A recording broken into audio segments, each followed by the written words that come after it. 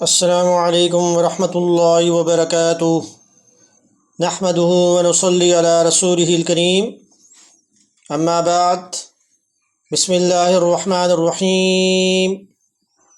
حضرت صہیب رضی اللہ عنہ سے روایت ہے کہ رسول اللہ صلی اللہ علیہ وسلم نے فرمایا کہ تم سے پہلی امتوں میں ایک بادشاہ تھا اور اس کا ایک جادوگر تھا۔ پس جب وہ بوڑھا ہو گیا تو وہ بادشاہ سے کہنے لگا کہ میں تو عمر رسیدہ ہو گیا ہوں، بوڑھا ہو گیا ہوں، تو آپ میرے پاس ایک لڑکا بھیجا کریں جسے میں جادو سکھاؤں۔ تو بادشاہ نے اس کے پاس لڑکا بھیجنا شروع کیا جسے وہ جادو سکھاتا تھا۔ جس راستہ سے یہ لڑکا جادو سیکھنے جاتا تھا اس میں ایک راہب نصرانی عابد رہتا تھا۔ یہ لڑکا اس کے پاس بیٹھ جاتا اور اس کی بات سنتا تو اسے اس کی بات پسند آنے لگی۔ یہ لڑکا جب جادوگر کے پاس آتا تو راہب کے پاس سے گزرتے ہوئے اس کے پاس بیٹھ جاتا۔ جب جادوگر کے پاس پہنچتا تو وہ اسے مارتا۔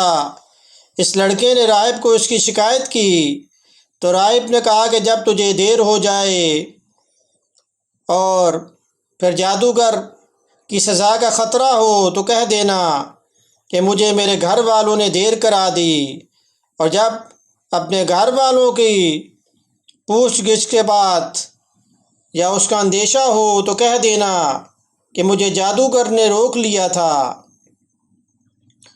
ایک بار اس لڑکے کا گزر ایک بڑے خطرناک جانور پر ہوا جس نے لوگوں کا راستہ روک لیا تھا۔ تو اس نے دل میں کہا کہ آج پتہ لگاؤں گا کہ جادوگر افضل ہے یا راہب۔ پس اس نے ایک پتھر اٹھایا اور کہا کہ اے اللہ، اگر راہب کا حال تیرے نزدیک جادوگر کے حال سے زیادہ پسندیدہ ہے تو اس جانور کو ہلاک کر دے تاکہ لوگ گزر جائیں۔ پس اس نے وہ پتھر ایک جانور پر پھینکا اور اسے ہلاک کر دیا اور لوگ گزرنے لگے۔ اب یہ راہب کے پاس آیا اور اس کو یہ واقعہ بتلایا تو راہب نے کہا کہ اے میرے بیٹے، تو آج مجھ سے افضل ہے۔ تیرا معاملہ جہاں تک پہنچا میں اسے دیکھ رہا ہوں، اور بے شک تو عن قریب ایک آزمائش میں مبتلا ہوگا۔ اگر ایسا ہو تو میرا پتہ کسی کو نہ بتانا۔ یہ لڑکا جو تھا یہ مادرزاد اندھے اور کوڑی کے مرض کو درست کر دیتا تھا اور تمام بیماریوں سے لوگوں کا علاج کرتا تھا۔ تو بادشاہ کے ایک ہم نشین نے یہ بات سنی جو کہ اندھا تھا، تو یہ اس لڑکے کے پاس بہت سے تحفے لایا اور کہا کہ اگر تو مجھے شفا دے دے تو جو کچھ بھی یہ مال و متاع یہاں موجود ہے یہ سب تجھے دے دوں گا۔ تو اس نے کہا کہ میں شفا نہیں دیتا، شفا تو اللہ دیتا ہے۔ پس اگر تو اللہ پر ایمان لے آئے تو میں اللہ سے دعا کروں گا کہ وہ تجھے صحت عطا فرمائے۔ وہ ایمان لے آیا تو اللہ نے اسے شفا عطا فرما دی۔ اب وہ ہم نشین بادشاہ کے پاس جیسے بیٹھے کرتا تھا اب بھی بیٹھ گیا۔ تو بادشاہ نے اس سے پوچھا کہ تیری بینائی کس نے لٹا دی؟ کہنے لگا میرے پروردگار نے۔ بادشاہ نے کہا کہ کیا تیرے پاس تیرا میرے سوا بھی کوئی رب ہے؟ اس نے جواب دیا کہ میرا اور تیرا رب اللہ ہے۔ پس بادشاہ نے اسے گرفتار کر لیا اور اسے سزا دیتا رہا یہاں تک کہ اس نے لڑکے کا پتہ بتلا دیا۔ اب وہ لڑکا لایا گیا تو بادشاہ نے اسے کہا کہ اے بیٹے، تیرے جادو کی خبر پہنچی ہے، تو اندھے کو اور برس کے مریض کو تو تندرست کر دیتا ہے اور فلاں فلاں کارنامہ سر انجام دیتا ہے۔ اس نے کہا کہ میں کسی کو شفا نہیں دیتا، شفا تو اللہ ہی دیتا ہے۔ پس اسے بھی پکڑ کر یہ سزا دیتا رہا یہاں تک کہ اس نے راہب کا پتہ بتلا دیا۔ پس راہب کو پکڑ کر لایا گیا اور اسے کہا گیا کہ تو اپنے دین سے پھر جا۔ اس نے انکار کر دیا تو بادشاہ نے ایک آرا منگوایا اور وہ اس کے سر کے درمیان رکھا۔ پس اس کے سر کو چیر دیا گیا اور اس کے سر کے 2 ٹکڑے ہو گئے۔ پس بادشاہ کا پھر ہم نشین لایا گیا اور اسے بھی حکم دیا گیا کہ اپنے دین سے باز آ جا۔ اس نے انکار کیا تو آرا سے اس کے سر کے بیچ میں اس آرے کو رکھا گیا اور اس کو 2 ٹکڑے کر دیا گیا۔ پھر لڑکے کو لایا گیا اور اسے کہا گیا کہ اپنا دین چھوڑ دے۔ اس نے انکار کیا تو بادشاہ نے اسے اپنے چند مصاحبین کے سپرد کیا اور کہا کہ اسے پہاڑ پر لے کر جاؤ۔ پس جب تم اس کی چوٹی پر پہنچ جاؤ تو اگر یہ اپنے دین سے باز آ جائے تو بہتر، ورنہ اسے اوپر سے نیچے پھینک دینا۔ پس وہ اسے لے گئے اور پہاڑ پر چڑھے تو لڑکے نے دعا کی، اللہم اکفنیہم بما شئت، اے اللہ ان کے مقابلہ میں تو جیسے چاہے میرے لیے کافی ہو جا۔ پس اسی وقت پہاڑ لرزنے لگا اور وہ سب نیچے گر پڑے اور یہ لڑکا بادشاہ کے پاس چلا آیا تو اسے بادشاہ نے کہا کہ تیرے ساتھیوں کا کیا حال ہوا؟ کہنے لگا، اللہ تعالیٰ نے مجھے ان سے محفوظ رکھا۔ پھر بادشاہ نے اس کو اپنے ساتھیوں کی ایک جماعت کے سپرد کیا اور ہدایت کی کہ اسے لے جاؤ اور ایک چھوٹی سی کشتی میں سوار کر دینا اور اسے سمندر کے درمیان لے جانا۔ پھر اگر یہ اپنے دین سے باز آ جائے تو بہتر، ورنہ اسے سمندر میں پھینک دینا۔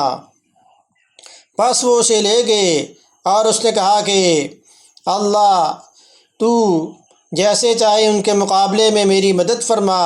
پس کشتی الٹ گئی اور یہ ڈوب گئے اور لڑکا پھر جو ہے وہ بادشاہ کے پاس آیا۔ پس بادشاہ نے اس سے کہا کہ ساتھیوں کا کیا بنا؟ اس نے جواب دیا، اللہ تعالیٰ نے ان کے مقابلہ میں میری مدد فرمائی۔ اب لڑکے نے بادشاہ کو کہا کہ تو مجھے قتل نہیں کر سکتا جب تک کہ وہ کام نہ کرے جس کا میں حکم کروں۔ بادشاہ نے کہا کہ وہ کیا ہے؟ لڑکا کہنے لگا کہ تمام لوگوں کو ایک کھلے میدان میں اکٹھا کرو، پھر مجھے درخت کے تنے پر سولی دے، پھر ترکش سے ایک تیر لے اور تیر کو کمان کے بیچ میں رکھ اور پھر کہے، اللہ تعالیٰ کے نام سے جو اس لڑکے کا پروردگار ہے، پھر مجھے تیر مارنا، کیونکہ تو میں جب یہ کام کرے گا تو مجھے قتل کرنے میں کامیاب ہو جائے گا۔ اس نے لوگوں کو ایک میدان میں اکٹھا کیا اور اسے ایک تنے پر سولی پر لٹکایا، پھر اس کے ترکش سے ایک تیر لیا، پھر تیر کو کمان میں رکھا اور پھر کہا بسم اللہ رب الغلام، پھر اسے تیر مارا اور تیر اس کی کنپٹی پر لگا۔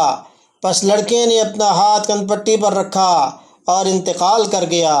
پس سب لوگ بول اٹھے کہ ہم لڑکے کے پروردگار پر ایمان لے آئے۔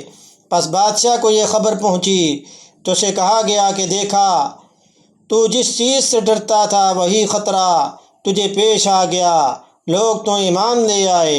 پس بادشاہ نے سڑکوں کے کنارے خندقیں کھودنے کا حکم دیا۔